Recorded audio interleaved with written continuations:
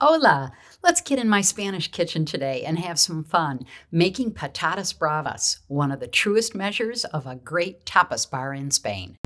Like a lot of recipes in Spain, patatas bravas uses so many of the essential Spanish pantry ingredients, like garlic naturally, olive oil of course, little salt and pepper, some fresh rosemary, a whole host of classic ingredient spices like pimenton, cumin. Then I'll be topping it off with a smidge of honey, a little bit of sherry, and the star ingredient, potatoes. This recipe takes a little extra time because we're taking the extra step I learned from Kenji Lopez Alt to parboil these potatoes in a little salted water with baking soda before we pop them in the roasting pan. But wow, is it worth it. They'll be crunchy and creamy all in one bite. I brought a pot of water to a boil. I'm going to add 1.5 tablespoons of salt, half a teaspoon of baking soda, and all of the 2 pounds of potatoes. Once it comes back to a boil, I'll start timing it at about 5 minutes. They should be tender enough to be removed, slightly cooled, and then we'll put them in the oven. We're gonna test these with my handy dandy cake tester. Perfect. Now that the potatoes are cooling just slightly, we're going to add 5 tablespoons of extra virgin olive oil, along with minced garlic. You can use as much as you like. Typically, people use 2-3 tablespoons. I've got 4 cloves in here, so that's plenty, but I love the garlicky flavor. And a little bit of fresh rosemary, a smidge of black pepper,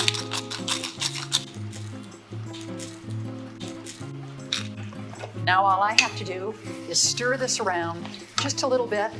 Now that the garlic is nice and toasty, we're going to strain the garlic bits and pour this oil all over the potatoes.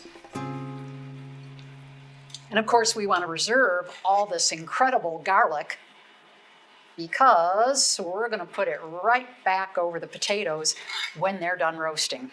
Our next job is to simply toss these potatoes a little bit in the oil. We want to make sure that the edges are nice and coated with olive oil and that the edges are a little bit rough, almost like a slurry. I'm going to spread them out just evenly. You can see they've already absorbed the oil.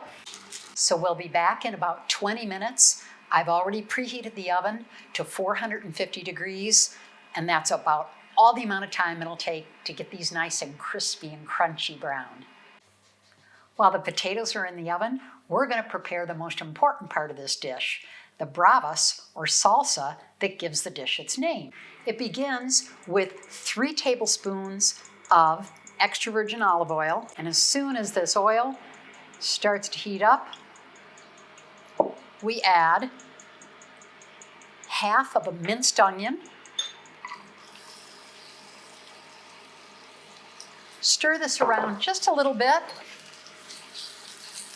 and let it cook for about 5 minutes until it's nice and translucent. It's been all of 5 minutes. You can see they're nice and soft.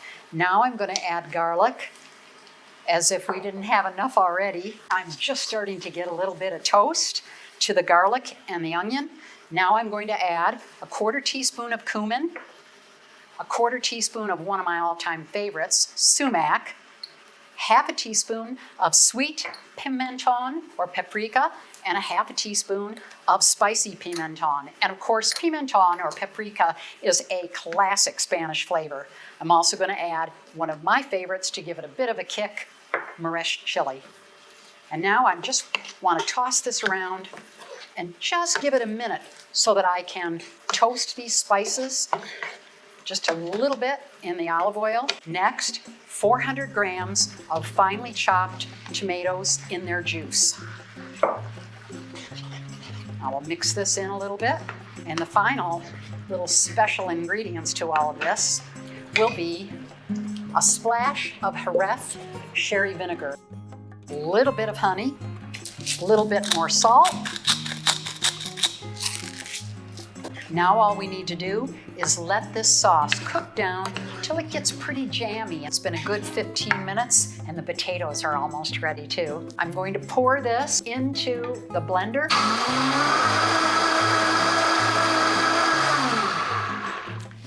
It should be plenty blended by now.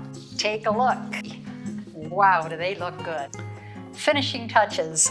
Let's put in all this amazing crispy garlic. Toss the potatoes around with this crispy garlic mixture. Now I'm ready to dress them up in the plate. This is a pretty classic way to serve tapas in these small little multiple bite-size plates. Then everybody gets a little bit at the table. A few left over for the chef. We'll taste that later. The traditional way of serving patatas bravas is to have a little drizzle of sauce over the potatoes when they're first served.